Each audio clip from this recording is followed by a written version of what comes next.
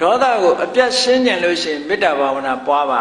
တဲ့ဒီလိုပြောမေတ္တာဆိုတာအဒေါသမုန်းတီးခြင်းအလိုမကျမှုကင်းခြင်းလို့ဆိုတဲ့အကျိုးစီးပွားကိုလိုလားတဲ့မေတ္တာတရားဟာအရောဓအဲ့ဒီအရောဓဆိုတဲ့မေတ္တာတရားသည်ဒေါသဆိုတဲ့တရားကိုဖယ်ရှားပြတ်နိုင်ပါတယ်ဒါဖြင့်မေတ္တာဘာဝနာဘယ်လိုပွားရမလဲလို့ဆိုလို့ရှိရင်ကိုအရင်အာယုံစိုက်ကြည့်လိုက်လူတိုင်းဟာကိုရှေးဥစွာအာယုံထားလေးရှိကြဒါကြောင့်မလို့မေတ္တာပို့တဲ့ထဲမှာအဟံအဝေရောဟောမိငါရံကင်းမရစေအပြပိသောဟောမိဆင်းရဲကင်းမရစေအာနိကောဟောမိဒုက္ခတွေကင်းမရစေဒုက္ခိအတ္တနံပရိဟရာမိချမ်းသာဒုက္ခချမ်းသာတာခန္ဓာကိုယ်ကြီးရဲ့ဝန်တွေကိုရွတ်ဆောင်မရစေလို့ကို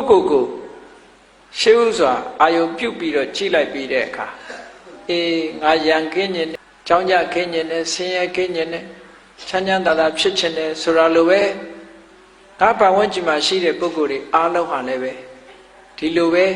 ဆန္ဒရှိကြမှာပဲလို့မေတ္တာအခြေပြိုးနိုင်အောင်အာယုံပြုတ်လိုက်တဲ့အခါကိုယ်စိတ်လေးကနူးညံ့လာတဲ့အတွက်ကြောင့်အများကျိုးလိုလားတဲ့စိတ်ကလေးပေါ်လာတဲ့အခါမှာအလုံးသတ္တဝါတွေကအစဉ်ပြေကြပါစေချမ်းသာကြပါစေကျမ်းမာကြပါစေဆိုတဲ့ကိုနှစ်သက်တဲ့အသုံးကလေးနဲ့ကိုနှစ်သက်တဲ့အတွေးကလေးနဲ့အများသတ္တဝါတွေချမ်းသာပါစေဆိုတဲ့ဒီစိတ်ဓာတ်ကလေးထပ်တလဲလဲဖြစ်အောင်လုပ်တာကိုမေတ္တာပွားတယ်လို့ခေါ်တယ်အဓိကကတော့မေတ္တာဘာဝနာပွားတယ်ဆိုတာမေတ္တာမနောကံကိုပွားခိုင်းစိတ်ထဲမှာသတ္တဝါတွေချမ်းသာကြပါစေဆိုတဲ့စိတ်ကိုအမြဲတမ်းစင်စစ်မပြတ်မိမိတဏ္ဍာမှာဖြစ်အောင်လုပ်ခြင်းဖြစ်ရှင်တဲ့နှလုံးထဲမှာရှိတဲ့ဖြစ်ပေါ်လာတတ်တဲ့ဒေါသတရားကိုဖယ်ရှားပြစ်နိုင်ပါတယ်